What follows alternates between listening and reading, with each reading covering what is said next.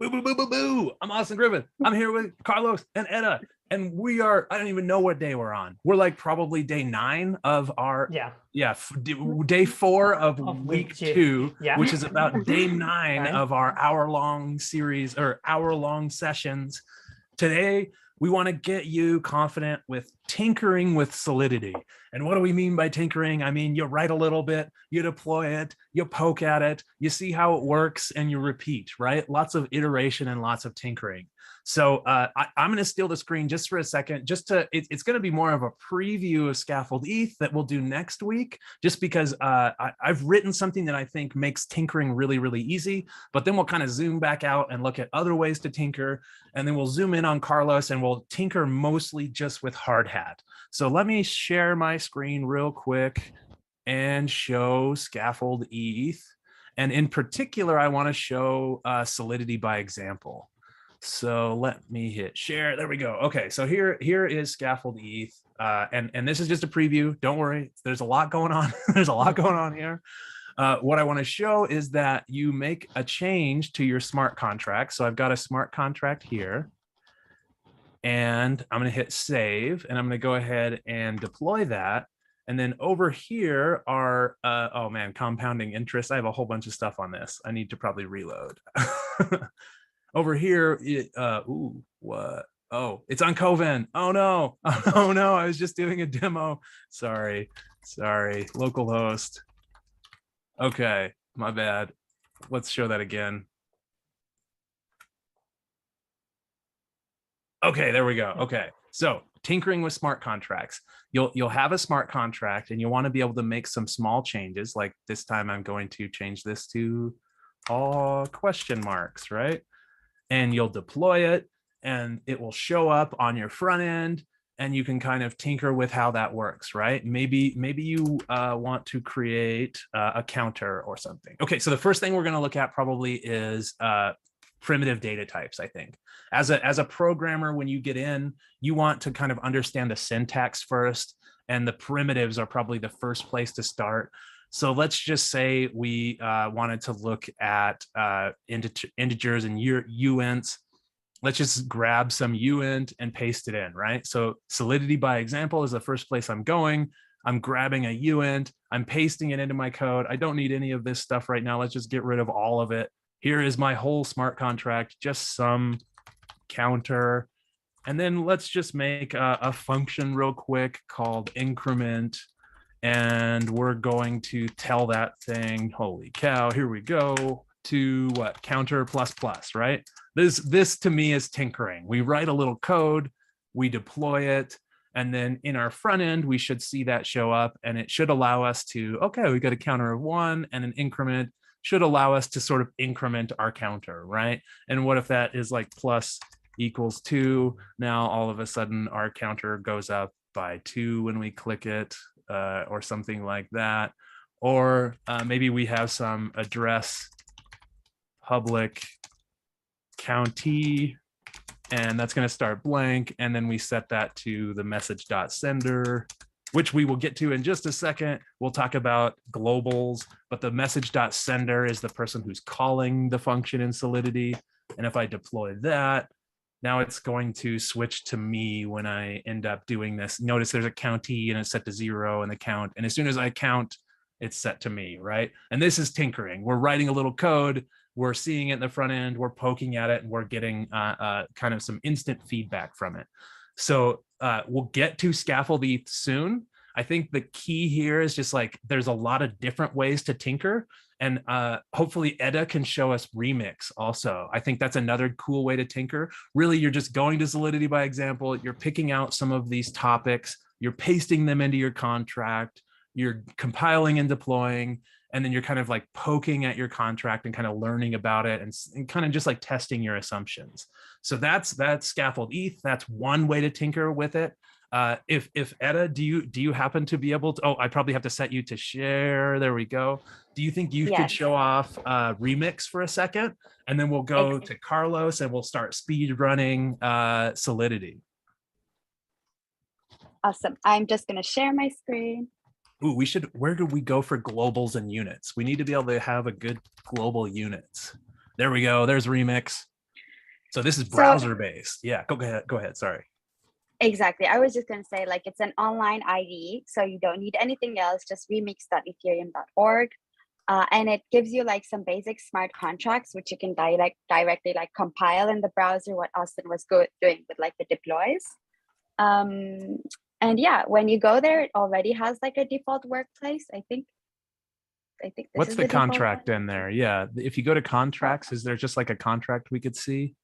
Maybe let's create a new one, because I think this is bringing my like, oh, there might be some stuff contract. in there. You don't want to alpha leak your new NFC project.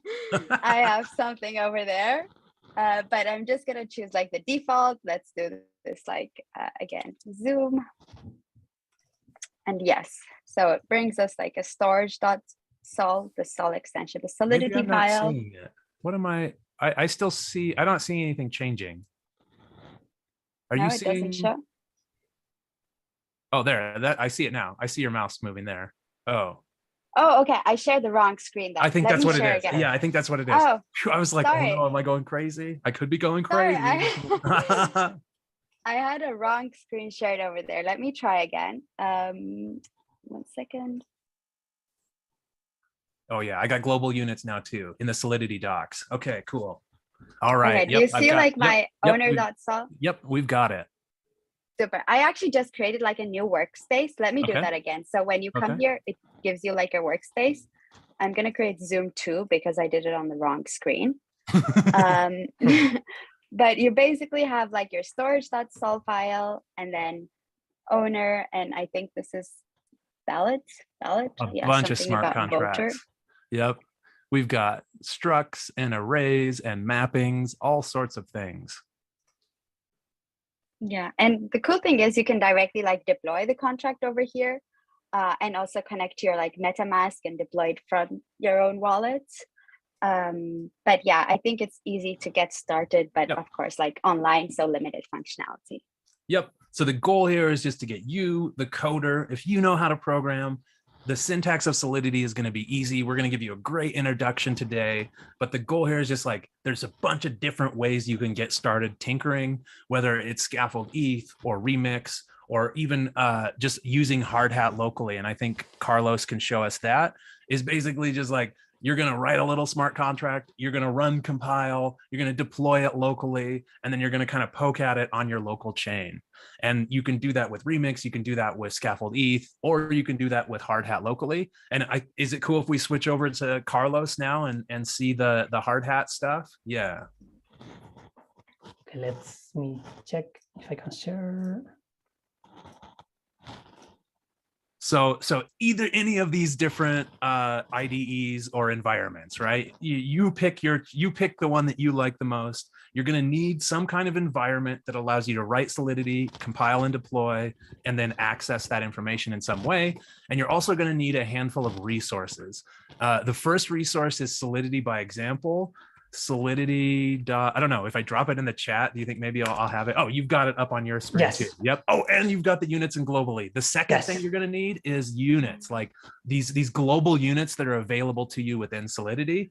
And then we'll just kind of like go through the list. I don't know. Maybe Carlos, you might want to steer. I think you've got some ideas about how we get started. My gut feeling is like we would just do primitives and start pasting stuff in. But you take us away. Let's go from here. We'll ask questions. Well, I have to say that Scaffold-Eth is really hard to beat, right? Because you just like deploy a contract and you have like the UI right there. So it's super easy to interact with the contract. If you go with Hardhat, that's like the hard way, right? Like you start the Hardhat project, and if you are really geeky like me, then it's more lead. Yeah. Because it's like more low level, right? Like you are interacting with the contract with your scripts, so it's like more low level, I think. But if you just want to play a little bit and tinker, like Scaffold-Eth is great. But that's something for next week. Right. If we even zoom in more, if you're a command line hero and you're writing, low level stuff and you like that stuff, check out Foundry also. Yes. Foundry is a new one that's come out that's written in Rust. It's even faster than Hardhat. It probably lacks some of the deployment stuff, but I bet it'll catch up quickly. So just like putting that on everyone's radar, there's Truffle, there's Hardhat, and there's Foundry, and probably some other ones. But here we go. We've got it up. We've got what do we have? We've got a node you go. So I guess like let's start with a new folder with day 4 folder, right? Day 4, and let's install Hardhat again. I mean, we are installing like Hardhats and everywhere, and what happens is that then you are going to have your computer filled with all node modular folder, and it's going to fill up all of your space. That happens. I wrote a script that goes through and looks for node modules in my home folder and deletes it if it's a certain age. It was like 250 gigs on my machine. It was so much. That's what happens when you tinker a lot, right? That's right. Okay, so let's start with installing Hardhat. You remember from, I think, yesterday, we did like npx Hardhat, and that can set up like a new project with Hardhat, and we are going to choose the sample project, which is going to do a bunch of stuff for us, like installing dependencies and the Hardhat config file, and it's going to set up some tests, some scripts. So it's like a really nice way to start, because you have everything is wired up for you. So you just have to start like writing Solidity, which is what we are going to do today. And I wonder if it relies on the Sol-C compiler. But when I first got in, I basically I didn't have Hardhat or Truffle. I built my own orchestration software from the start. And it's basically you use Sol-C, and then you have a bunch of orchestration scripts, right? That's basically what all of these are. But I think that actually some of them have rewritten. It might not even use Sol-C anymore, because I think they've rewritten some of the EVM stuff. So then you can have things like console log. And also with Foundry, I think he rewrote it in Rust, so it even runs faster. So even some of these old dependencies like Sol-C that really got us all started are probably rewritten now in faster languages. But it's still installing. Yeah. Okay, so maybe we can start like checking out some of these. Yeah. Right. Maybe hello world. What is a Solidity smart contract consist of? Oh, maybe we can also talk about the pragma, right? Like the version. Mm-hmm. So this is like the same thing that what we do when we install like a new, like for example, node dependency, right? That you say, okay, I want to install something that is above this version. So this is the same, but just for the compiler. So you are telling the Solidity compiler that you want to use this version or higher, right? I guess like this should go until like 0.9, not included, right? So that's very important, because for example, all these overflow and underflow issues that we have like before 0.8, right? This is like what is the library? It's safe math, right? That was like the library that we, So before 0.8, like everyone needs to use like this safe math library, because we have these overflow issues with Solidity. But now with this version and above, you don't need to do that anymore, right? I think. Yeah, that's exactly right. I think if we have time today, we should do like an unchecked math on a Uint 8 and show some overflow. Let's put that up. Put that up as a pin, as a thing to show. But that's exactly right. We had overflow issues in Solidity versions before 7, and they built it into Solidity after version 8 or above. So your contracts are going to change. So that versioning is very important of which one you're choosing. And what else do we have here? This is like just like the contract declaration, right? Like when you declare a class, you just have like the contract keyword and the name, and then we have like the first state variable. I think we talked about this the other day, but usually when you are thinking about object-oriented programming in your, in Node, for example, or in PHP or Java, whatever, you think about this, that this will be stored in memory, probably, right? This is going to be stored in memory, and then you will store that into a database at some point. But in this case, all of these class properties are going to be stored on chain, right? That's good. What we call storage, I think, like store variables. Storage variables. Yep, yes. Exactly. This class that we're talking about is actually going to live on thousands of machines when we deploy it. And this storage element is going to be stored on thousands of machines. And you can go to any one of those machines and say, hey, what's the greet variable? And it will say it's hello world. And so that's why it's pretty expensive and pretty redundant when you have thousands of machines all storing that information for you. What else do we have here? All right, first application. I'm surprised no constructor. I figured the constructor would be the next place we go, but nope, we're going to be functions, right? Yep. And we have a view function versus a read versus a write, right? A read, you can ask any node in the network and they can read. So reads are super easy and super cheap because everybody communicating peer-to-peer has all the information and you can ask any of them, right? So a read is very cheap, but a write is very expensive. When you have to write something. Yeah, you go. No, when you say read is cheap, it's actually free, right? I mean, at least when you do like from your client, it's right? free. It's free. Yep. It's free, right? It's basically a network call or even a local, HTTP request to your node. Okay. Kind of like when we were writing the scripts, right? We would do a read, and when I had my local node, it was way faster because it was just hitting the node and responding right away instead of going to an API like in Fura. Yep. And what about this? Because, for example, we have this count, this state variable, but we have like the type. And what is this public? It's the visibility, right? Yep. That also is like in other languages. So how many visibility options do we have? We have public, right? We have private.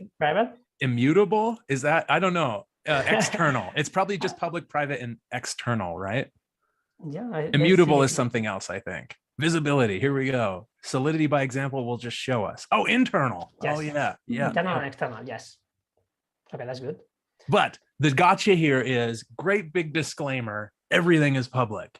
We're writing this stuff to a public blockchain. So even if you mark something as private, that thing is not actually really private.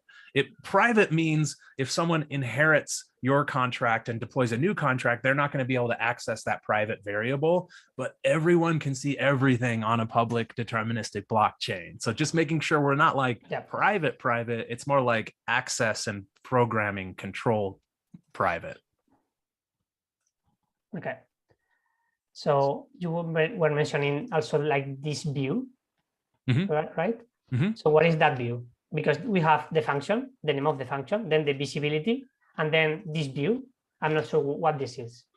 By thanks for the slow pitch, Carlos. by marking it as view, you're saying, hey, we're not going to change any state here. This function is you're able to call it and get a value right back from it.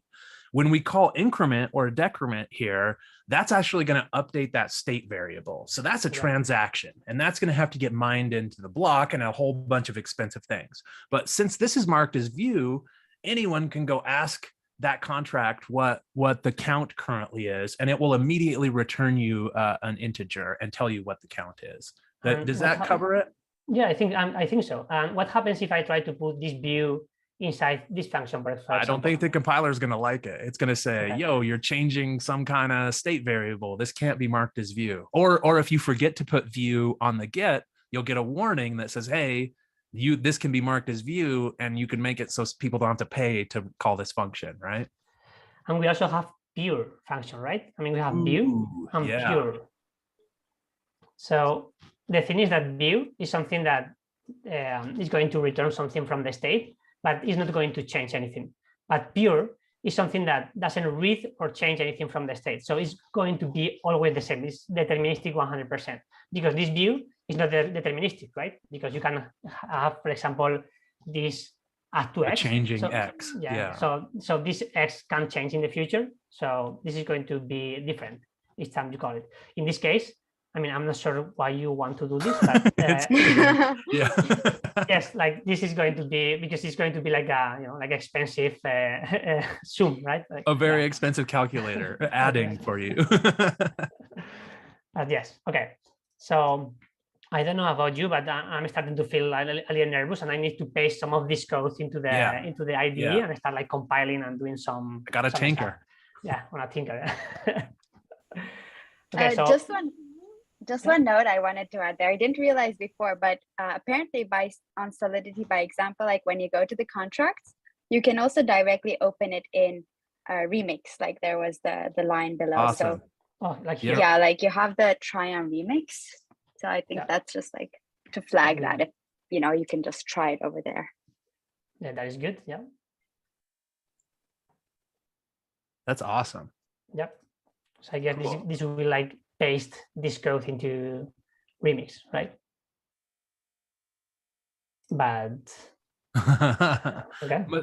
Or maybe just opens Remix I so bet that it you does. can paste it. I bet it's in there somewhere. I don't know. Maybe not. No, I don't know. No? Well, my grief with Remix is it's just so complicated. There's so much stuff here, and it's hard to land here and like feel comfortable. But I don't know. Use the tool whichever tool that gets you to the point where you're building and you're tinkering. Use that tool. So I don't mean to be opinionated about the tools. Use whatever tool gets the job done. But for example, let's see how easy it is to paste this into Hardhat project. Here we go. And let's day 4. Okay, everything is installed now. So as we saw yesterday, we have like a contract, some tests, some scripts, some configuration. So it's all set up for us. So we even have like this contract. So we were talking about having view. Let's see if we do. Yeah, maybe compile and run that one first. I think this is our compile, right?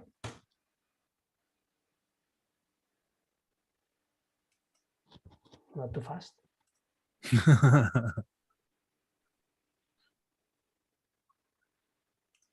It may be downloading the compiler. Yeah, let's do that. There we go. It's that slow every time. Huh. Okay, so let's try. So this is like a set greeting. So let's try to do like view, right? We are talking about this, having like the view here. So let's see what happens if we do that. Did you hit save? Yes, I think so. Okay, cool. Yeah, there we go. It's like, wait a minute, you're updating the state, but you have this marked as view. Something's not right. Oh, they are nice. They say potentially modify the state. So it's not saying that you are modifying the state, but potentially you are modifying it. Okay, cool. So I don't know what else.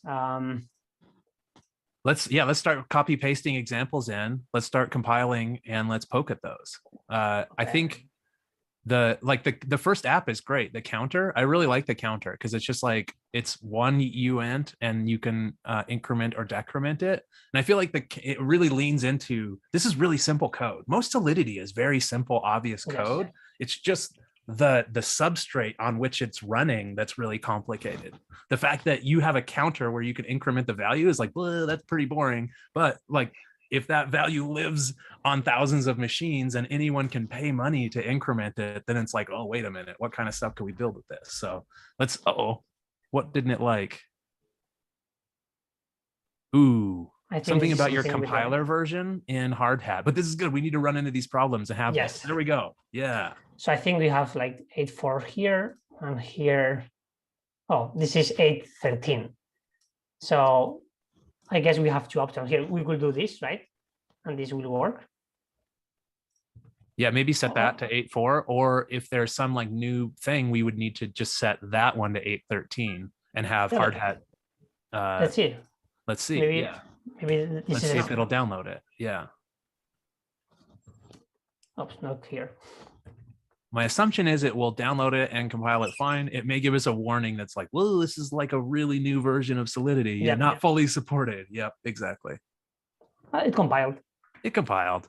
Good enough. Yep. Ship it. Warnings are not important. As long as there's no error, like warnings. Yeah. Yeah. Okay. So what else? What can we count now? How do we deploy it? So, okay, so it compiles, right? And basically compiling means it's going from this Solidity that we can all read and understand into bytecode. Should we look at maybe the artifact that comes out of that just for a second? I think there's an artifacts folder. Cool. Yeah, there it is. Either one of those, I think, is, oh no, I'm sorry. It'll be the other one. Yeah. Yes. So here we have the ABI, right, that we talked about it the other day. and the bytecode, right? There it is. That's actually the contract. That's what's going to live on chain. Is that all that information right there, right? Our little simple counter with one little state variable and two functions, one to increment that state variable and one to decrement that state variable, is all of that bytecode right there. So what if we create like a simple, super fast test? Okay, sounds good. We already have this here. Yes. So let's call it read counter. Maybe we need to change the name of the. Let's do that. Let's change the name. Counter. Then okay. So what is this inside the deploy function? I guess this is the nothing. I don't think. Yep. I don't think there's any arguments. Yes, this is the argument for the constructor, right? But we don't have. Yeah, actually, maybe we can even have a constructor. Yeah, there's no constructor. Yep. Maybe we can add it one. You know, like for example, set the count. Yeah, like the count by default, right? Yep. But let's first create the test and then. Okay, sample counter. Okay. Okay, so this is going to deploy the contract, right? These first 3 lines. And now let's call counter, inc transaction, and it's going to be counter inc.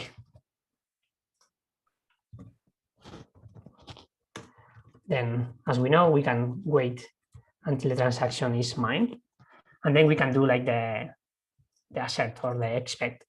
So we should, I guess the count is start at 0, right? I mean, we don't say that the count is start at 0, but by default, when you declare a new variable, it starts with some defaults, right? Maybe a good mental model there is just thinking of like embedded programming, like we're programming a little chip or something, and that chip has memory, and that memory is empty, but it's not actually empty. Empty means zeros, right? So if we just declare a counter, it's just full of zeros, which comes up to 0, right? Yeah. And that's, everything has this default value of 0 because you have to allocate memory for it. And if you go ask that memory what the value is there, it's going to tell you 0.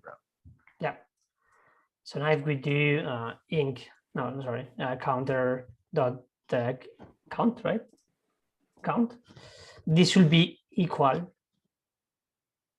1, I guess, right? After incrementing. Yep. Okay. Let's see. Can do the test with. You could even expect it to be equal to 0 after deploying it, and then increment it, and then expect it to be 1 after that. Yeah, something like that. There we go. I think it's test. I think it's like that.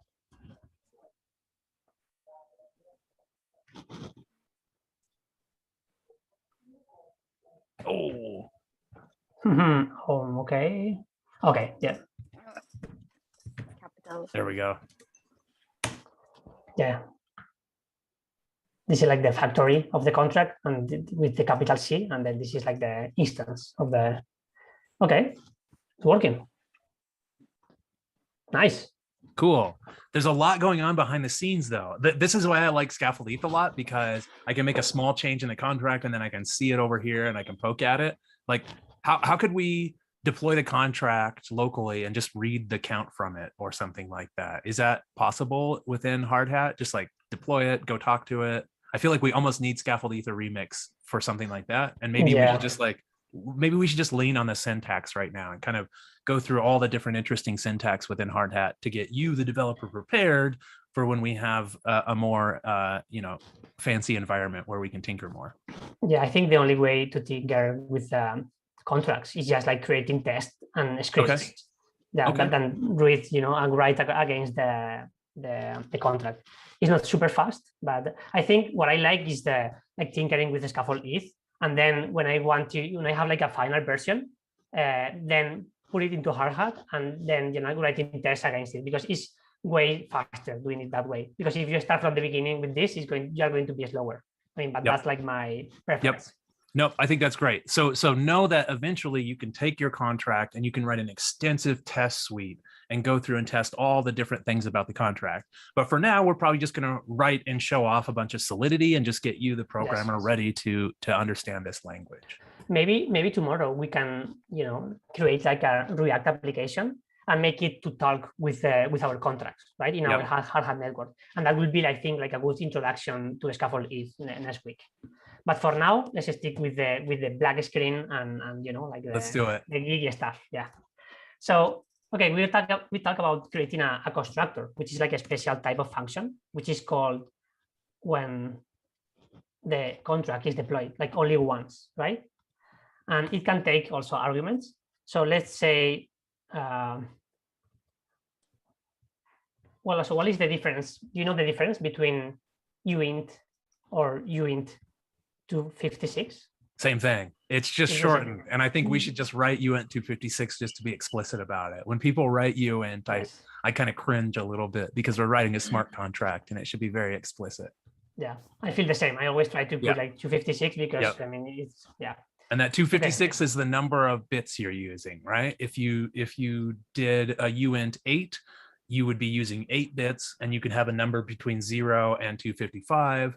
If you did a uint 16, you could have a number between 0 and like 65,000 something, right?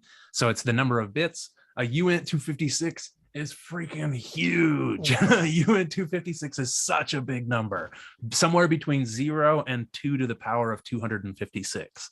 So it's a very large number. Yep. Okay, so what about this? Looks good. Looks good. Yeah. So I like it. Yeah. So what happens if we try to test again? It's going to break, I think. Because it's going to say something like the constructor needs one argument and you're not sending in any arguments or something like that. Yeah. Missing arguments, right? So let's fix it. Let's start with 10.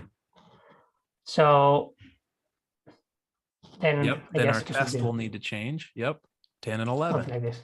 All right, ship it.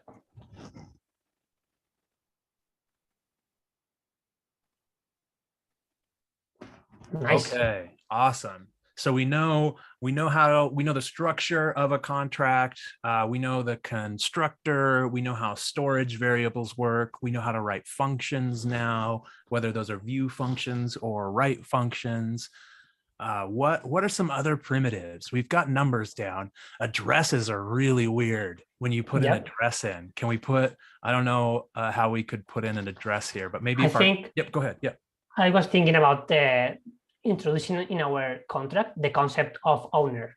Yeah, so then let's do it. We can something like that, right? Yeah, maybe, so, and then we can introduce a require statement and require that only the owner can increment or something. And also like the modifiers with being like only owner. So sure. I think we are going in the right way.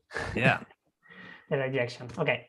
So address, let's say public and owner, right? And always remember that public. You'll get into a situation where you're writing your smart contract and something's not showing up in the front end. It's that dang public. Just make them public. Trust me, they're all public anyways. Unless you're building something that's going to be inherited somewhere else and you don't want people to access it, just remember to have that public there and just get really used to adding it.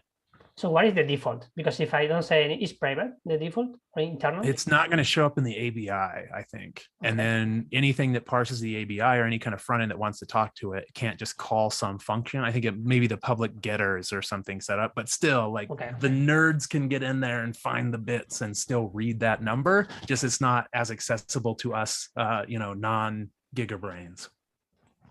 Yeah. Okay. So when should we initialize the owner?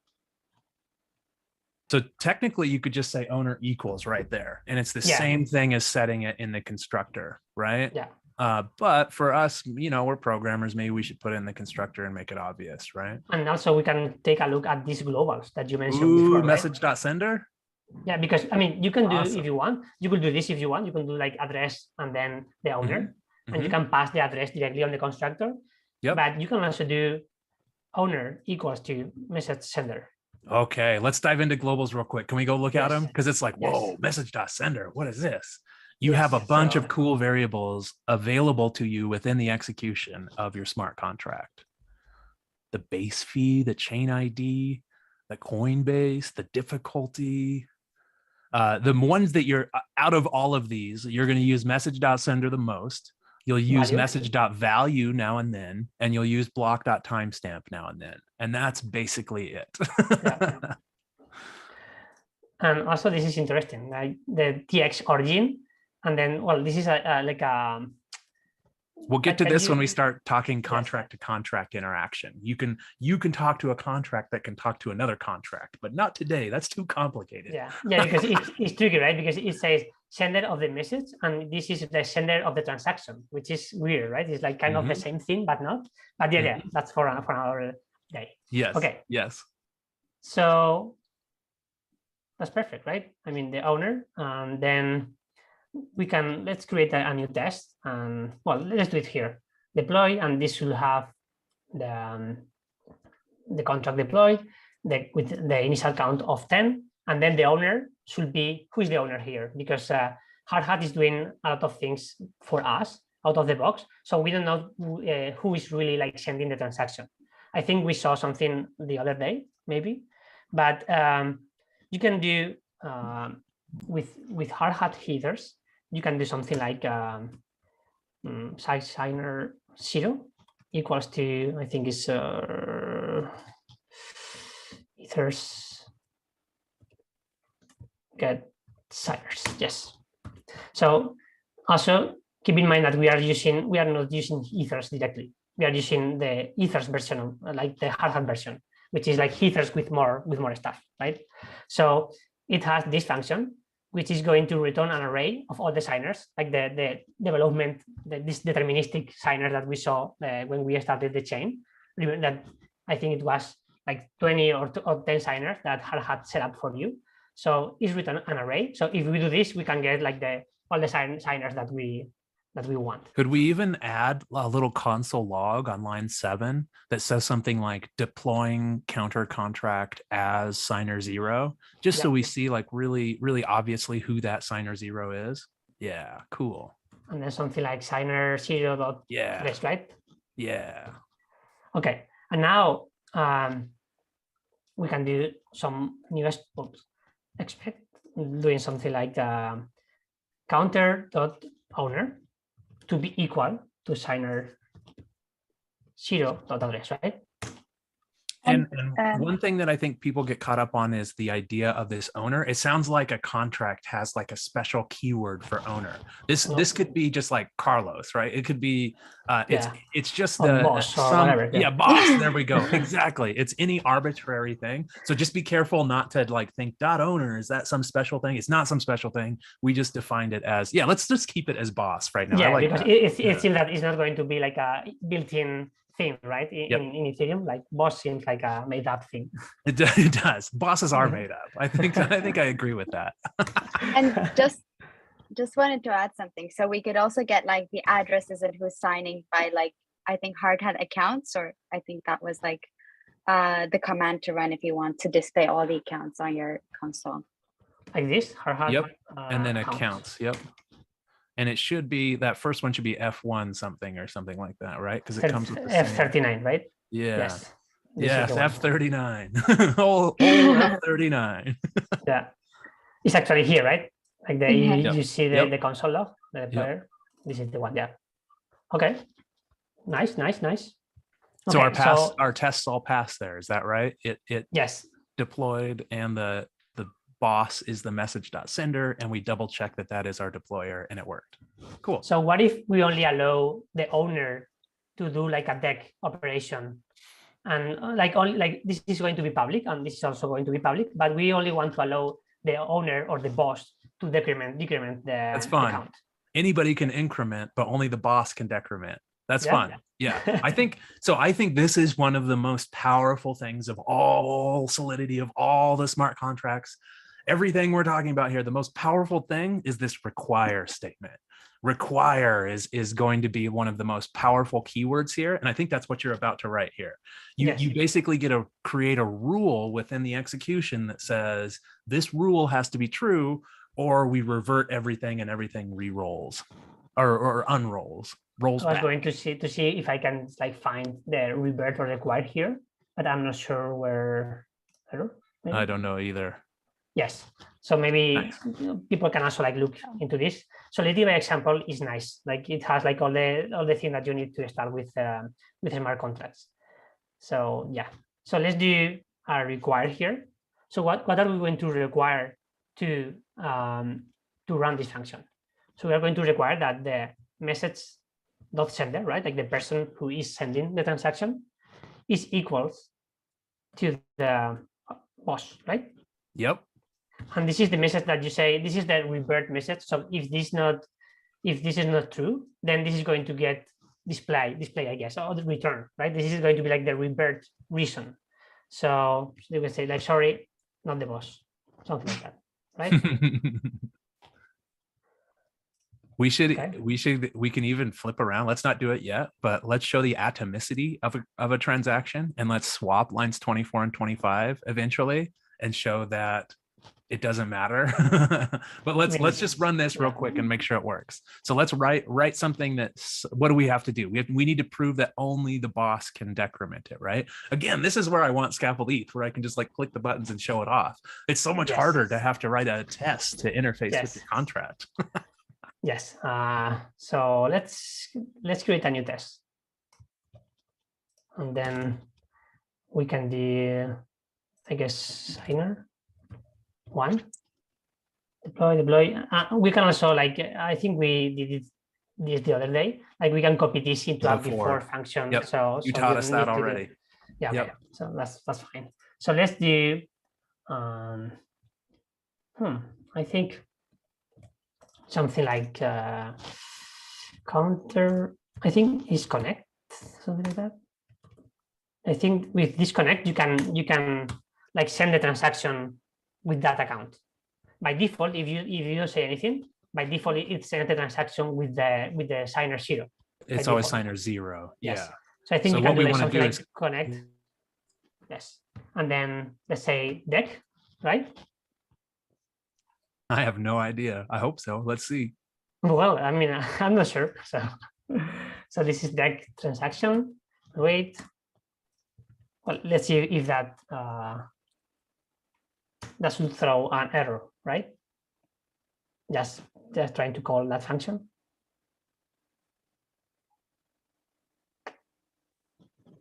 That's perfect. Oh, okay, cool. It threw the correct error. As signer 1, we tried to decrement and we got the sorry, not the boss. Awesome. Yeah. And if you switch that to 0 and run it real quick. Yeah, or this thing is the same thing. Yeah. Yep. We can actually like, I think on day 3 we also did that. Like we have like this. Yep, there it worked. Revert to be revert. We can also like assert or expect that the transaction is going to be Yeah. But it worked, yeah. Yep. Okay. So this is working. I feel like maybe the atomicity of it is probably for later with Scaffold-Eth, when we can show the front end and the back end kind of more obviously. I think here we should just tinker around with syntax, right? So we've got functions down, we've got require statements. These require statements are pretty critical. Once we have that, let's see, have we gone through all the primitives and data types? We've talked about bools. I mean, a bool is a bool. You know, you at home should already know what a bool is. It's either going to be true or false. A uint is going to be a number, right? An address is probably the weirdest one, and you can paste an address right into the syntax. But let's assume that we've got our primitives and data types out of the way. We have our global units kind of out of the way, right? We've talked about message.value, message.sender, block.timestamp. What about modifiers? Modifiers, is that next? Yes, I was, all right. I just copied this function and I call it like super inc, which is like increment the count by 10, but only the boss can call that function, right?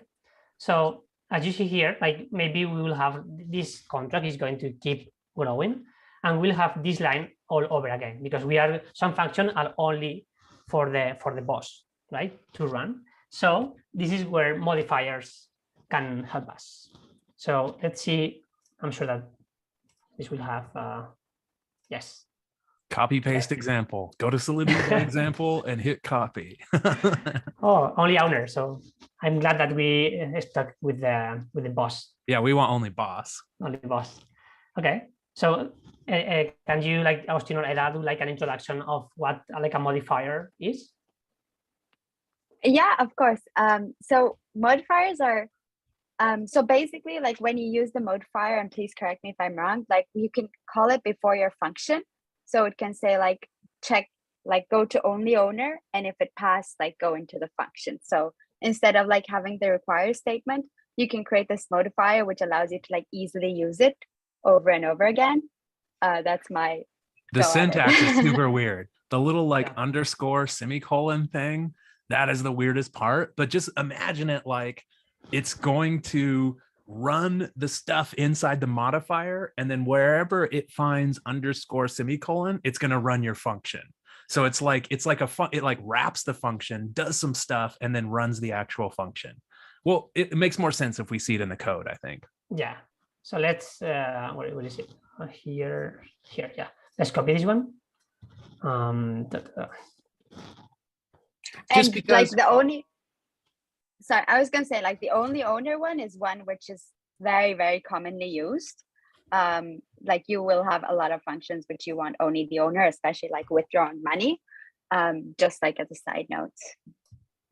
And if it's, imagine it like this, imagine you need to check that it's only the owner and a certain timestamp hasn't passed yet, and the balance of the contract is greater than some amount, right? There could be a bunch of different factors you need to check, and you need to do that for like 4 or 5 different functions. You'd find yourself writing those same require statements in the top of all those different functions. This modifier saves you. It basically, you write those requires once, and you test those requires once, and then you can add those modifiers to any function. So let's see, we've got an only boss. So only boss. Yep. Yeah, and it checks to make sure that the boss is right, and then it underscore semicolon. Yes, this is weird. This is weird, as Austin said, but it's the same if you have used like some like middleware. If you use like a Node or Express, so it's the same thing. I think in Express is like next. So it's just run what is here, and then it's just like keep going with the execution. So that is like the way that they implemented that. I don't know. Maybe it's not pretty, but it's the way it works. Yeah. Okay. So how do we use that? Because I guess we can remove this now, and also this, and it's just adding the modifier here, right? Very clear. Yeah.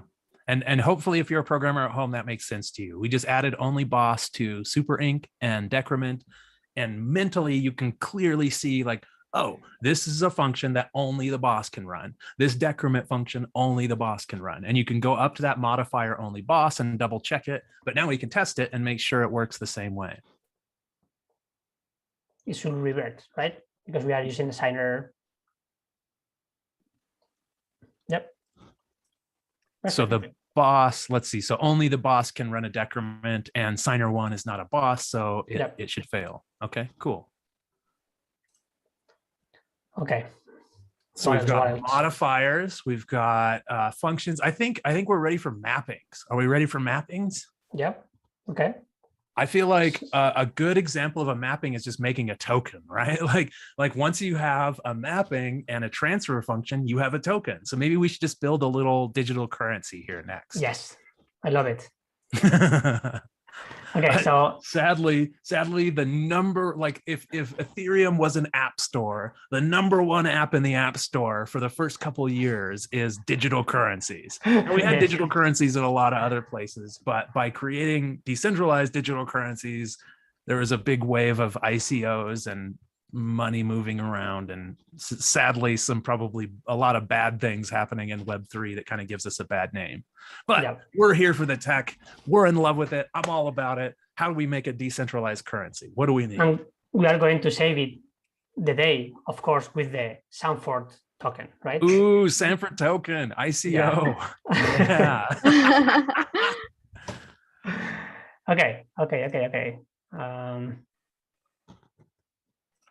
Where is it? The 3, sorry, here. There we go. Yeah. Okay, so let's start from the beginning.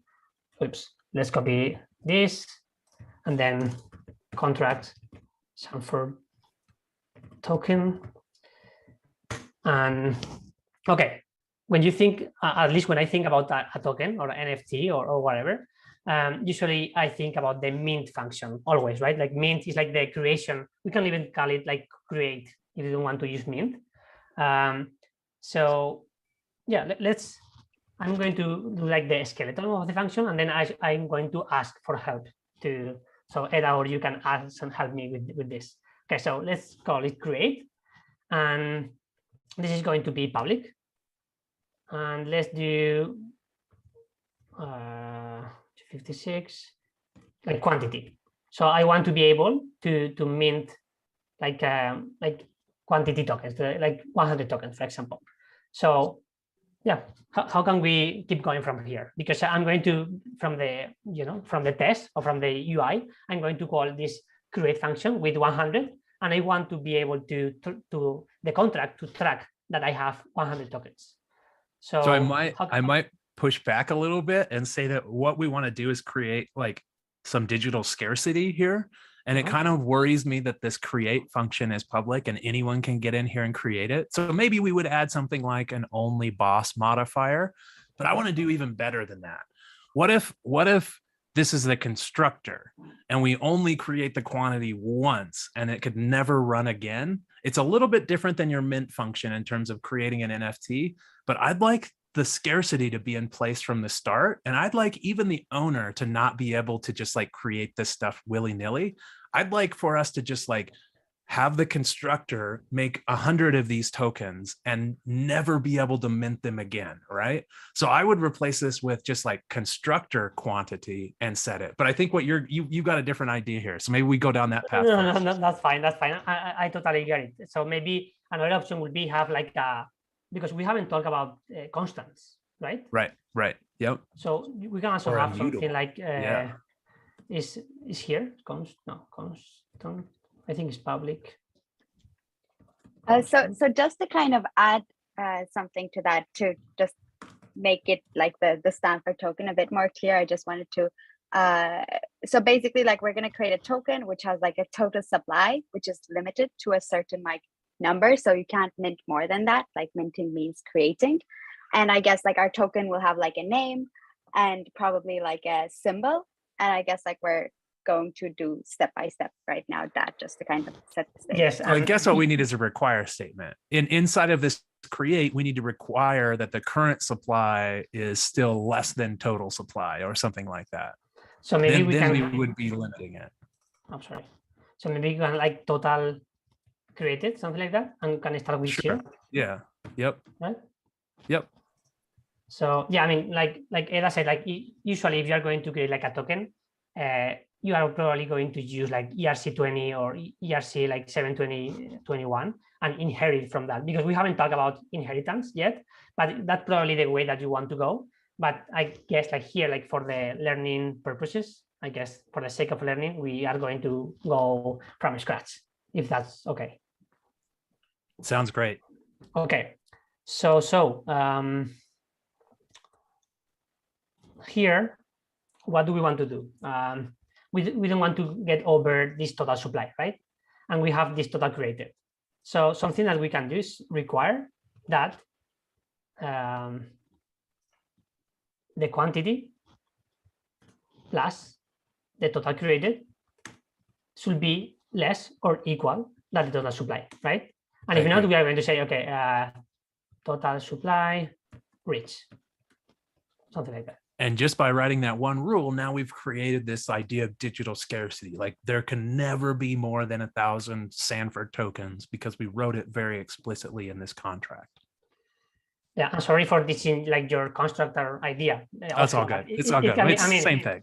It's the same thing, right? I mean, it's saying that we did here, right? Like we initialize the count with this initial count. It should be the same, right? We could do like total supply, and then having like the, like the total supply initialized by the constructor. So I guess it's the same. Okay. So now we have that problem solved. We can mint, like anyone can't mint more than the total supply, even the owner, right? at least for now. But now if I want to mint like 100 tokens, what do I need to do this? Here. What do I need to do here to keep track of that minting or that creation of tokens? We're still not really keeping track of who has what. All we've done so far is set a limit. This is where our mapping comes in, right? We need a storage element that's a mapping that keeps track of, for any given address, we'll keep track of a number. So a mapping, if you are coming from another dictionary language, is like a dictionary. It's just like you have like the key and the value. And the key can be like any of the types that we have seen so far. So in this case, I will say that we want to be an address, right? And then an uint 256. So we are going to map like people's addresses with the token balance that they have, right? And we can call it, this is going to be public, and we can call it balances, right? Perfect. And the gotcha here between a mapping and some other data struct is you can't iterate through your mappings. Your mappings are just one primitive to another primitive, and you can't loop through those. If we needed to know, like say we weren't keeping track of total supply and we actually wanted to calculate our total supply, it would be terribly inefficient. But if you wanted to loop through all of the balances of all of the people and add it up to get the total supply, you couldn't do it with a mapping. You'd need to use an array, and you need to use something that you can loop through. So think of it like a hash map. It's a mapping where it's like a one-time like address to number, and they all start at zeros, and it's more memory efficient than keeping track of a big array. Yeah. For that reason, like you said, sometimes you have to create like some extra variables, state variables, to keep track of things like that, right? Because if you want to iterate and get like the total created, it's impossible to do with the mapping only. Exactly. Okay. So Eda, what do you think that we need to do with the balances? Because we are trying to create this quantity for who? Because also we can also have like an address here and two, but for now maybe we can say that the person who is sending the transaction, the message sender, is the one that is going to receive the balance, right? The tokens. So yeah, exactly.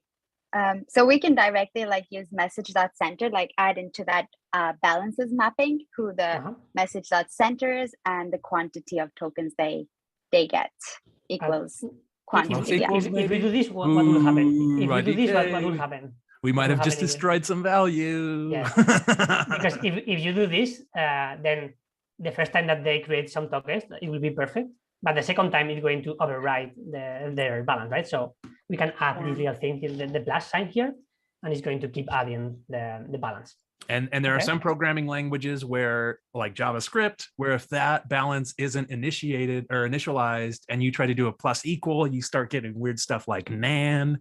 Remember, this is more like embedded programming. And when you create that balance, you're actually making a space in memory. So any given balance is already zero. So plus equals works fine without any initialization. And we talked about like overflows before, and that we don't need to worry about that with this version. But what if we were using this with another version? That's another thing we'd want to check is if you take the balance and you plus equals and it rolls around, something really bad has happened, right? If you're not using enough bits to track this, let's say balance is only a uint 8 and we're at 250 and someone adds 10, they're going to get 4. It's going to go from 250 plus 10 is 4. And you're going to say, what? And that's because it rolled around. All those bits were high and now they're low again, right? Yeah. So you would want to double check that you're not going to overflow. Yes, because also if they will go over this required, and they will mint for themselves like a lot of tokens here, right? Because here there will be 4, but here will be like the full quantity that they wanted to mint. So yeah, like be careful with that. But in this case, we don't have to worry because we are using this version. Okay. What else we can do? We need to plus equals the total created in this case too. Also, I kind of think we're really keeping track of a lot of extra stuff here, and some contract auditors would probably tell us we could probably get away or figure out a way to do this with less variables, but this is very explicit. It's easy to see what's going on here. we've created a quantity. We've given that quantity to the message.sender. We've made sure that when you're creating your quantity, you can only go so much. This looks pretty good here. Yep. Are we missing anything else? I don't think so. Like now we could create a test to test this, or we can keep creating if you want. Maybe we can keep adding like functionality. Like yeah, for I example, think we need a transfer function probably. A transfer, right? Is that what's next? Yeah. Yes. Let's call it send. Yep. Because we don't want to give like the... Let's assume that it works. And what's happening is we can deploy this, and the owner, whoever deploys it, will be able to call create with any amount. And whenever they call create, it's just going to add to their balance, but then they can't send any out of their balance, right? So it's basically just the owner keeping track of their own money or their own counter, right? So this send function is going to be really critical. Oh, and I think something that we are missing. Okay. Like, but I mean, we can do the send first, but it's like the payable functions. We haven't talked about payable, right? Oh, not yet. No. Like if we wanted to be able to let people buy the token and send in some ETH to get the token. Yeah. Maybe we could add a buy function down at the bottom or something like that. Okay. So let's deal with the address to be public. Okay. So we want to send like some tokens to the to address. So what should we check first? Luckily, because of safe math being built in, we don't have to check anything. We can basically just say the to address plus equals the quantity and the from address minus equals the quantity. I'd maybe even start with the from address first. So I'd say balances of message.sender. Yeah. So you're saying that we are doing this and then minus equals the quantity. Yep. So you're saying that because of the version of Solidity, right? If we do this, then this will revert if we overflow, because this is like a uint, right? So it needs to be like a 0 or positive number. So if we try to go, if this person has like 100 tokens, and then we try to send 200 tokens, this is going to overflow or underflow in this case, and it's going to revert, right? So we don't need to worry about that anymore. But perhaps if we wanted to be very explicit about it, maybe we should write that require statement just to make it obvious to developers at home that we're very, very sure that we have the right quantity. And what we would do is just require that the balance of message.sender is greater than or equal to the quantity. And then we'd send them a message saying you don't have enough or something like that, right? So it's not super important and it's going to work anyways, but we're going to spend the extra gas. Normally you wouldn't do this, but in this case, we're going to spend the extra gas to have a nice little error message here that tells you that you don't have enough, but normally that's not going to be in a production contract. Yeah. Okay. Looks good. Yeah. And this is actually how actually works like in real contract, because this seems like we are just like playing here, but in reality, if you want like a ERC20 with, like in production, it's going to be way different than this, but actually it's going to look like super similar to this. Like this is how like a send function looks like. This is like minus the balance, like the quantity here, and plus the balance, the quantity here. So it's kind of it's going to be like the same thing. You're programming money. It's crazy to think about it, but you're like programming value in a decentralized way. It's a really neat, like when we think of a token, nothing is actually getting sent around. Going back to the talk about Bitcoin and sending Bitcoin through wires, right? It's all actually just a smart contract that's keeping track of values. And when you transfer, you're getting in there and subtracting some from one and adding it to another. And that's what a token is. That's how this all works. Yep. Should we write a test? What should we do now? It seems like we should probably try to send something and make sure it sends to someone or something along those lines. Yes, this could be this test. And then let's first could be like the set should be able to create tokens. Oh, right? Yeah. First we create, then we send. That makes sense. And then let's do the before here. So this is going to run every time. Not every time. Like, well, before each is going to run every time. Each it statement. Yes. Yeah. Then we can have the counter, not the counter, the token here. And then this is going to be token. Sanford token.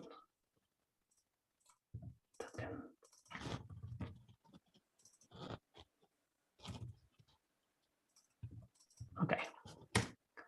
So let's create transaction. I think we don't need this for this one. Create token, create, and let's do like 100. Okay, so now we can, I think the expect here would be like the token dot Expect balance. our balance to be 100. Yeah. The balance. So I guess that of... we need the address of the signer, right? Yep.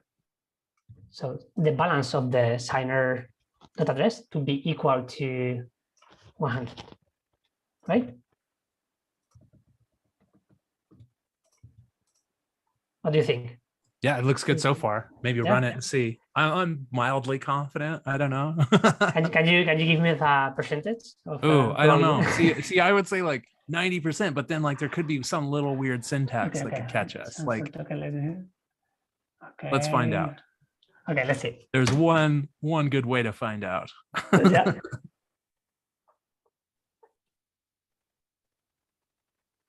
Oh. Oh, we needed an argument in the deployment. Oh, no, we still have an argument laying around. Oh. Yeah.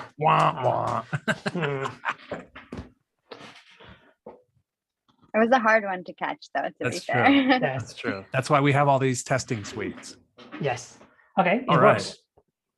So we deploy our smart contract and we call create, and it creates 100. And now our deployer has 100 tokens. Can we transfer them? Can we send them? Let's do first like the test, the revert if we try to mint more than 1,000. Right? Okay. Yeah. So revert if creating more than total supply. So I think we could actually like read the total supply from the contract, right? So we can do total supply. I mean, we could hard code it like the total supply here, but if we want to go, we can do token. And this, of course, is going to be a big number, I think, right? I think so.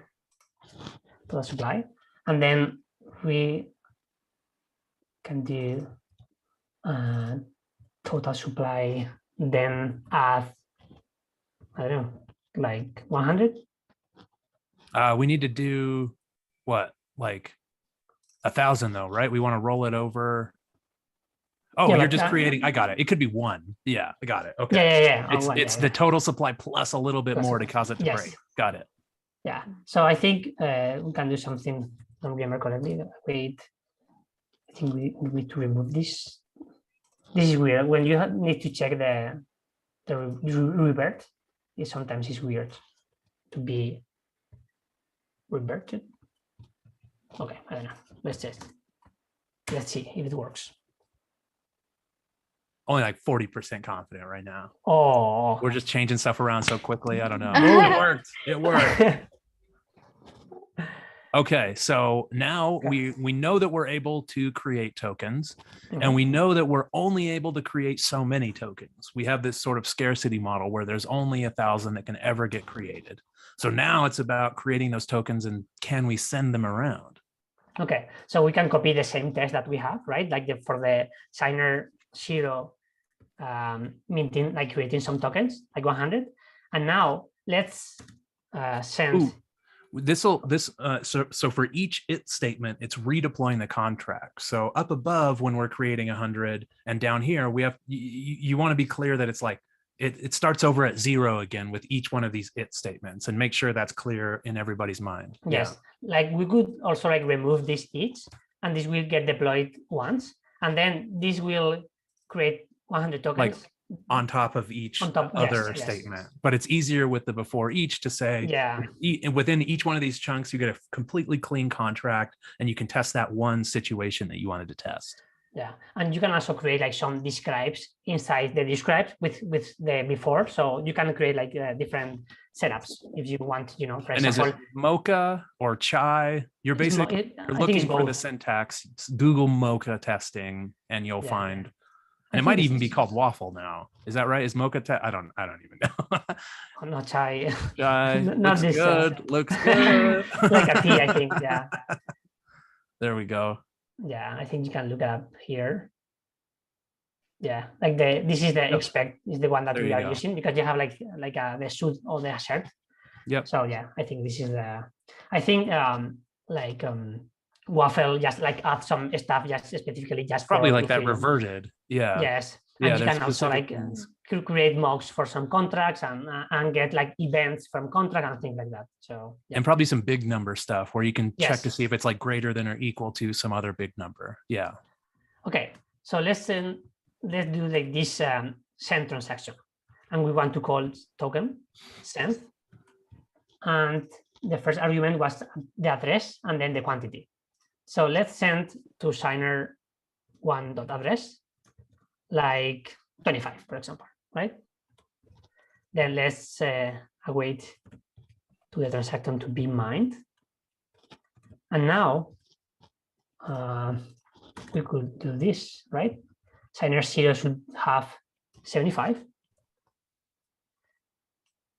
And signer 1 should have 25.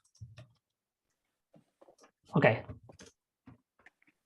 90%? Yeah. I don't know.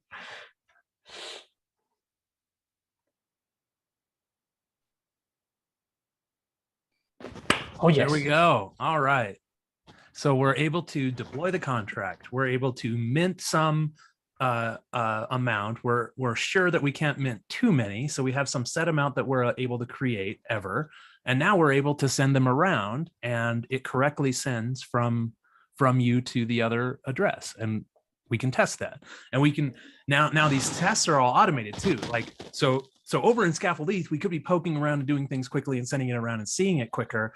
But then if we change one little thing about the contract, this is really nice because we can run our whole test suite again and double check that some weird, situation didn't come up, right? Yeah, that's what I think.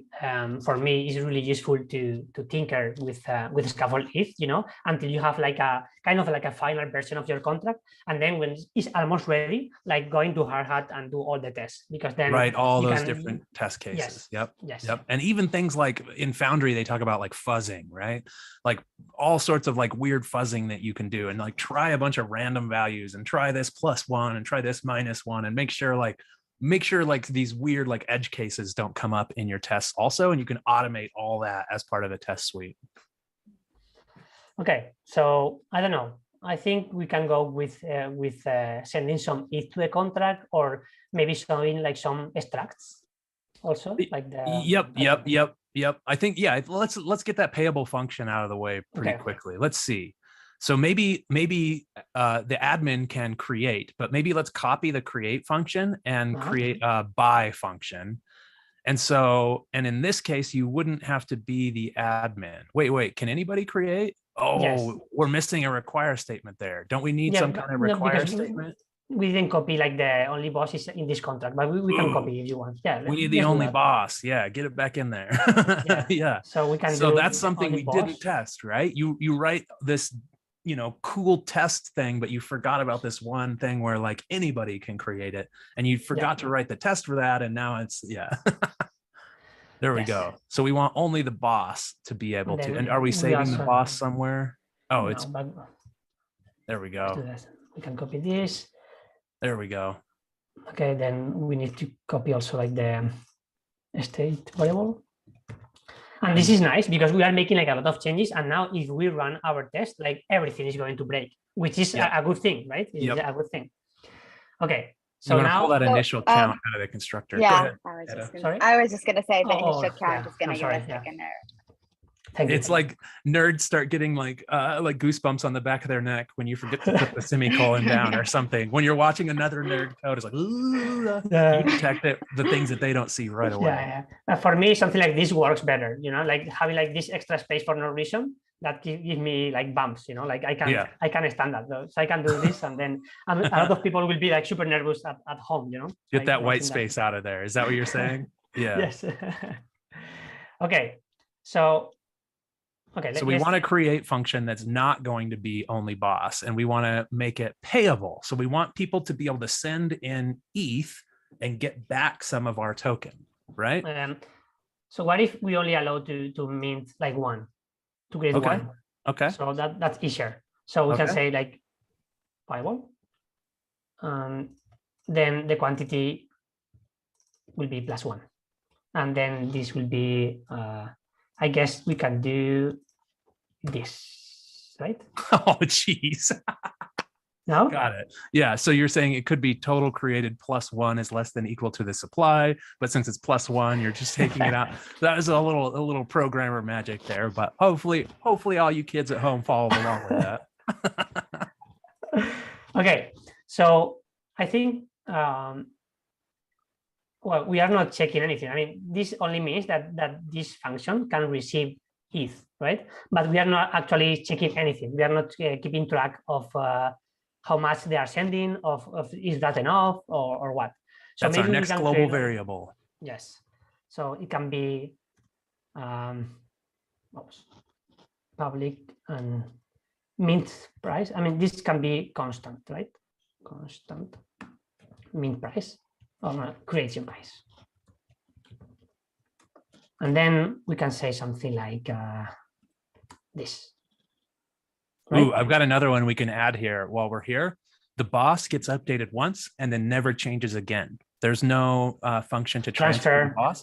So what we can do is we can make the boss immutable, and it's going to save us a lot of gas. So on line 10, you could do address public immutable, just like your constant, but this is saying, two M's, IMM. Oh, sorry, Spanish speaker. Here. And then delete the N. Yeah, I think. Immutable. Oh no, it didn't highlight. Oh no. Oh no. How does immutable work? I thought I was being. Let's see. Maybe it's my IDE. No, it's working. It's working. Maybe that was it. Okay, just the IDE doesn't highlight it yet. Okay, cool. Yeah. So that just saves you some extra gas. It's like making it a constant. Yep. So okay, so back rollback. Sorry for that side quest. Okay, so the boss isn't going to change, so we can make it immutable. But what you've created is a price, and you've made that price constant. And all of this stuff like immutable and constant is saving a little bit of gas. But when everything costs money to run, these nice little changes are going to help save your users money. Okay, so we have a creation price now. So what we need to do is make sure they paid the price, right? So we probably need some require statement here that looks at the message.value, which is our new global variable. Needs to be greater than or equal to, or maybe even equal to the price. I mean, if it's greater, they can send more money, right? They could. Which in the case of I'm running the vending machine, I don't care if you put in a 20, I'm just going to give you a bottle of water back. But in the case of the user, if the user puts in a 20 and then just gets a bottle of water back and no change, they might be unhappy about things. So you might want to do equals in that case. Okay. The only time I use greater than or equal to is when I'm on a price curve and there's lots of people buying, and I like that price is changing as each person buys. So you don't want to have collisions. You could have 2 or 3 people buy at the same time and send in just a little bit more and it would work. In this case, let's just do equals. In case they send too much money, we want to revert to save them accidentally, like adding a 0 or something weird here. Okay, so maybe let's run our test again and see how everything breaks. It should break, right? Let's see. Well, we're not testing by. Everything should work. But I mean, I think we checked. What did we like change? Some stuff. I don't know. Well. Oh, okay. Let's find out. Oh, that's good. Okay, because this is the constructor and it doesn't have like any arguments. Okay, we probably should have written something to test whether signer1 can call the mint function, the create function. And then in this case, that would have been failing until we added the only boss thing, and then that would work. There we go. If an boss tries to create boss. There we go. Okay. And then I think it was signer 1.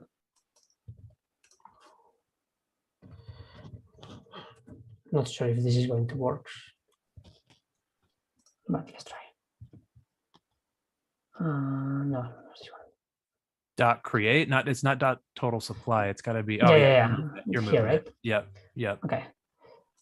Here, create. Yeah, you don't even need to know total supply. Yeah, you can just have it try to create one, right? Yeah. Yeah. Okay, let's see. This is just making sure some random person can't get in and call our boss function, which we've just added. There we go. Awesome. Okay. Nice. So the boss and only the boss can mint them for free, but now we have this new buy function and we want to test it. Can a rando get in here and pay a little money and mint one? How do you spell a rando? I like that R-A-N-D-O maybe? like that? Yeah.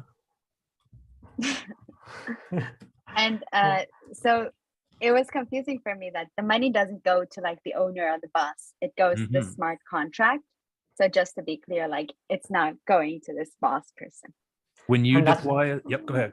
No, I was going to say that that's a really good point, because right now that money is gone forever. Yep. I mean, we will get into that. Yeah. Because that money is going to be locked into the contract because we don't have like any withdraw function or anything. But a really cool insight there. When you deploy a contract, that contract now has an address, and that contract can hold money just like an externally owned address, right? Yes. So yeah, and we'll get into that too. But let's see where we are here. Okay, let's get some signers. Yep. And then let's connect which one? This one. But instead of calling create, we're going to call buy. And to send some value. I don't think there's any arguments, is there? Yeah, because we just said one. Yeah. Yes.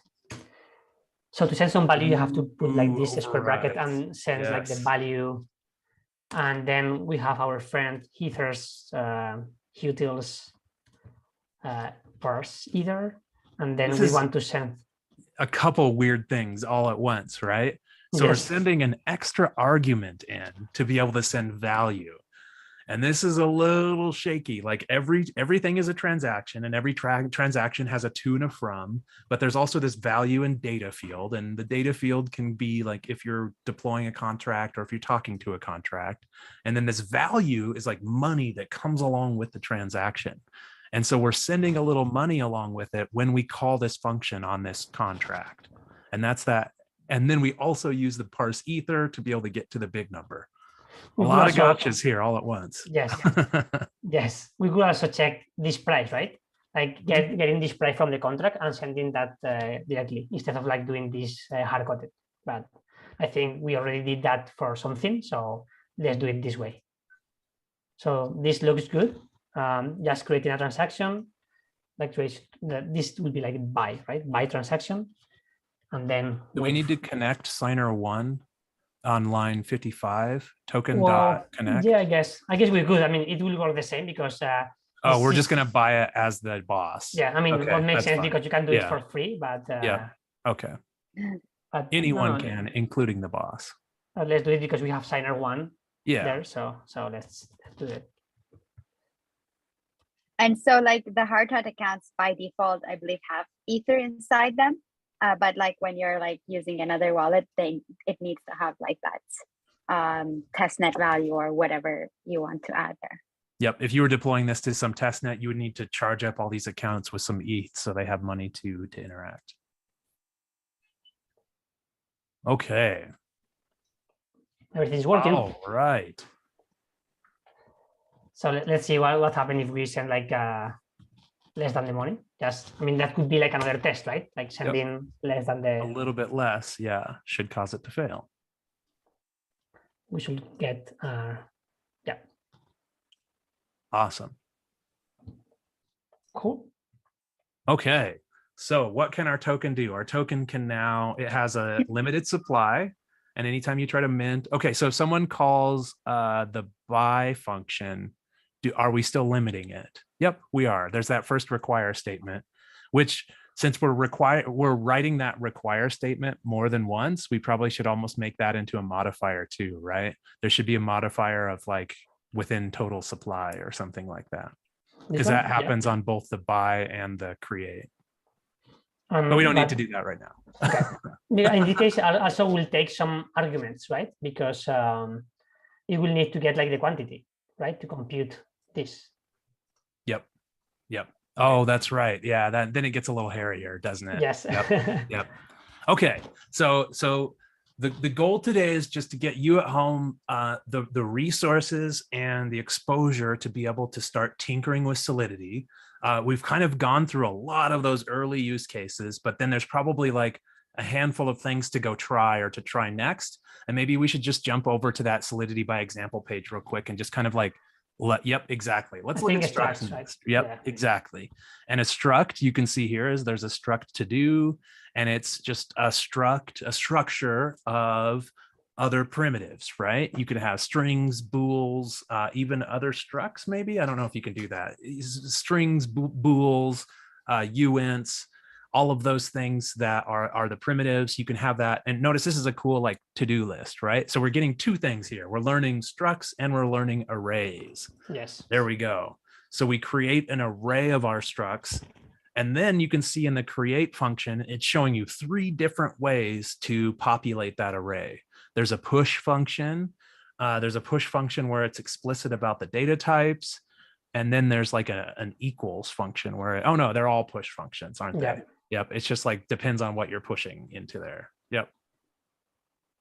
Cool. So I wonder how can we add like some structs into our contract? Yeah. Maybe like having like some kind of identification in our contract. Some people can have like some data from them, like this will be like a token holder data and have like a name or country or whatever. And then we can store that in a mapping or something like that. Yep. Something we would need to iterate through, basically. So going back to that mapping, you can't iterate through mappings. Mappings are like a one directional, you put in the thing, you get the thing back. An array is actually something we can iterate through. We could write a for loop and we could look through all of them.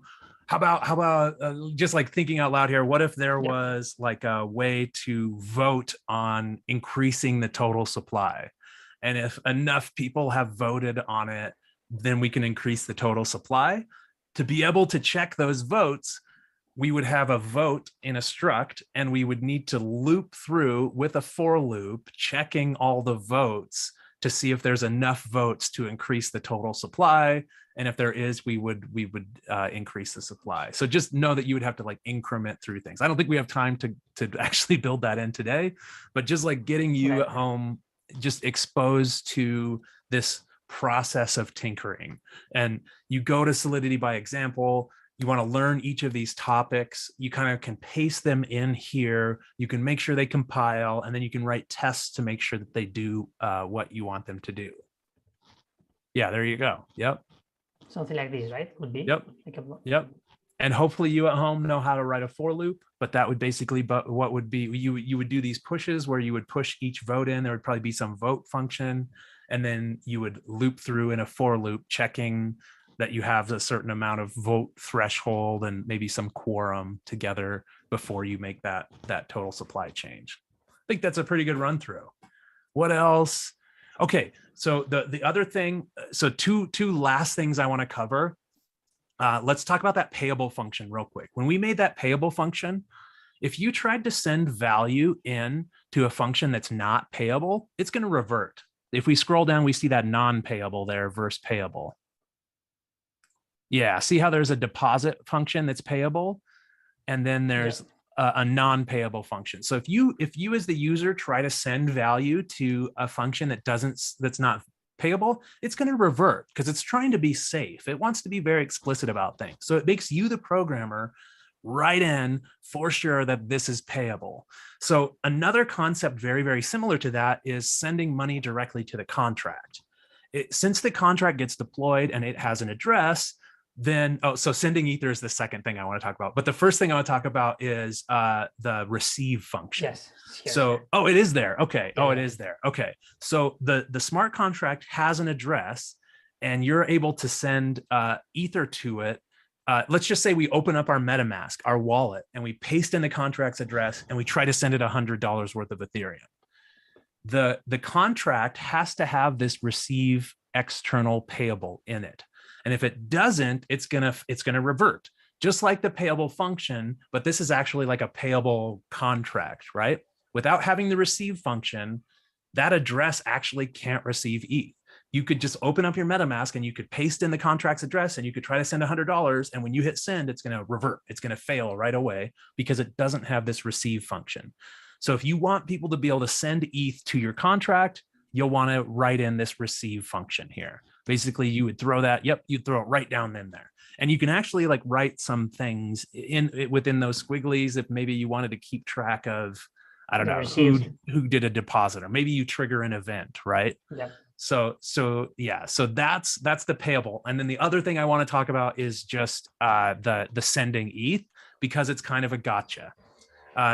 If you wanted to send ETH within a smart contract, you would probably do a .send or a .transfer. Do we have that here? Yeah, there we go. See how it's address .transfer, right? That's going to send money to, basically that function is going to send whatever value comes in on the payable to the to address, right? So it's going to like send it back. Oh yeah, send it to them. So address. So an address is kind of like a first-class citizen in Solidity. You can say address.balance or address.send or address.transfer. But there's a huge gotcha here because that's not what you actually want to send. You want to use to send ETH. Another gotcha. You want to actually use this .call. And it's some ugly syntax, but this is the correct way to send ether in a contract. And the gotcha is sometimes you're going to be sending to a contract that has that receive function, and it's going to have to do a little extra execution. And so there's this gas limit issue. But forgetting all of that for now, this is just one of those, like, let's put the gotcha out there and put it into your pocket. Don't use .send and .transfer, even though it's easier. You need to use this .call with value anytime you're sending ether within your contract, just to make sure that that gas limit thing doesn't spark up. Yeah, I think like a good exercise for people at home is just writing the withdraw function that we just talked. Let's write the withdraw function as people are buying this. Yeah, exactly. So this will be only for the only boss, right? Yeah. And then do we want to do this live, or should we keep this for people to do as an exercise? Well, I mean, it's pretty ugly. We should copy and paste it, I think. I think we should do it, because normally you would say, oh, we need to send the money to the message.sender. So you'd probably do message.sender.send and then a balance of the contract. Yes. So let's just copy this, and these two, I guess, would be like the boss, right? Yep. And then this is also interesting. This not message wanted to be like something like this, right? So this will send the balance of the contract. Weird line of code. Yes. Yep. And you can, you can see how weird this is, but this is just one of those gotchas, and all Solidity developers sort of just get used to just doing it this way. And you look up sending ether Solidity by example, and you copy and paste that call in here and you fill it out. And also that one weird thing you did there about the address, you're basically getting the entire balance of the contract using that piece right there. Pretty strange. Yeah, it's a really strange but really powerful line. So there's one other thing I have in my list that we haven't covered, and that's events. So we've talked about storage, and we've talked about memory variables for storage variables. But there's another kind of interesting sort of on-chain storage that's not on-chain storage, and those are events. And you can have your smart contract emit an event. And what that allows you to do, let's say we're building a ledger and we let a little bank, we're going to build a little bank and we're going to let any user deposit or withdraw money. We would use a mapping to track balances. When someone deposits, it would be a payable function, and whatever message.value you put in, it would increment your balance. When you withdraw, it would decrement your balance, right? The user, if you came to the contract, would only have a current balance, and you could ask the bank, what is my current balance? But the user wants to probably see a whole ledger of all their deposits and all their withdrawals. So the way you do that is you would have an event, and you would emit that event each time they call one of those. And what that does is it allows your front end to say, hey, what are all of the events for this specific address? And it can show you, here's all the deposits and the withdrawals. So it's kind of like a way to do on-chain storage, where you're asking a contract for some information and it's giving you back those events. But the gotcha with events is that other contracts can't read them. So as we get into contract to contract interaction, probably next week, one contract can't go look at all the events of another contract. They're only for off-chain reading, but it's stored on-chain. It's something that's stored on all of these machines, and you can ask any of the machines for my deposit history if you have those events. So it's like a way of doing cheap on-chain storage with the gotcha that other smart contracts can't read it. Did I cover that pretty well? You want to have events in your front end, or you want to have events in your smart contract, just so you can have your front end kind of reflect all of these things that have happened, and you can read those events. Yeah, probably in our example, like emitting an event when a person buy a token will be like a nice example, right? Like, yep. We can maybe even like sends. Like if you wanted to look at recent sends, we would want to have that in there. Like yes. Yep.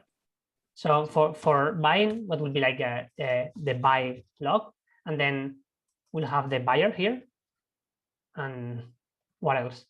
Anything else, or maybe not, because they can only normally it'd be an amount, but you have it at 1. Yes. Yep. So then to emit one is just like I think it's emit, right? Emit. Mm-hmm. Yep. And then buy, and then. Yep. Yeah, and it's a capital letter there, and that's kind of the naming convention. Yep, looks good. And so then that would allow you to quickly get a list in your front end of each purchase, rather than having to parse all sorts of crazy stuff to be able to get that information. And kind of going into how Web2 developers start using smart contracts, a lot of times they'll create structs, and they'll have arrays of structs. And in that struct is like first name and last name and address and how much they've put in. And that is going to cost your user hundreds of dollars every time they interact with your smart contract, because you're storing so much information. But say you want that information somewhere on chain so people could look at it, you would use an event, not a giant struct, right? You want to have the minimum viable stuff in the smart contract and as much else off-chain as you can. But sometimes you need that on-chain storage. But in this case, if another smart contract doesn't need to read it, you can just emit it as an event. And those events are really powerful for the front end. Yep. Woo. Solidity crash course. Have we covered everything? Anything remaining? I think we may have really gone over time here in terms of yeah. You at home, you should be able to hopefully use NPX Hardhat, get Hardhat down, tinker with smart contracts, go to Solidity by example, look through each one of these. If you want to start opening your world up even more, you can scroll down a little bit farther in Solidity by example, and there's like attacks, and they start talking about reentrancy. They start talking about applications. So just get in and start tinkering, right? Use Remix, use Scaffold-Eth, use Hardhat, get in and just start tinkering. Any closing thoughts on Solidity? You as a programmer should be able to figure it out. It's easy. I think this was a good one to show, like, also then we're going to get into Scaffold-Eth and show like you can actually visualize what you're doing in the smart contract. Like the tests are a bit more pro to like go in and just code that. But when you directly see, it's also like easier to modify. And I just really want to reiterate like the mappings part as well. That was really like a call for me because it's really painful to iterate through mapping. Like you can't. And yeah, like I think the challenges like really show you that when you get to speedrun Ethereum as well. But yeah, just to reiterate that because it took me a long time to get that. I'm not gonna lie, it's almost painful for me when we get that counter built and I'm like, okay, now let's go increment and decrement and make sure it does its thing. And it's like, no, we got to go write another file that tests that, and let's write a test file. Like for me, I want to like poke at it and I want to play around with it and I want to see if it does what it does, like very viscerally. And we'll do that soon with Scaffold-Eth, but it's good to go through it on the Hardhat side first, just to show that like what's going on underneath the abstraction there. And writing tests is also a good thing. You should write all these tests as you're writing your contract, and it's like fresh in your mind how it works. But a lot of times, I think traditionally folks have just lived in the Hardhat world and just written their smart contract and made sure it was super safe and deployed it and shipped it without writing the front end. And then later on, you know, retroactively, someone writes a front end and then they realize like, oh my gosh, the user experience here is really not great. And so like, this is another thing that Scaffold-Eth will show you is as you're building your contract, you can kind of iterate on the front end too. And it helps like get that user experience solid too. But we'll get to all of that later. Thank you, Carlos. Thank you, Etta. We did it. The day one of Solidity. Hopefully you at home know how to tinker and know how to get started and you feel empowered by Hardhat. Anything else? Any closing thoughts? I think we're good. Awesome. Yeah. Thanks, guys. Thank you. Bye. Thanks, everyone.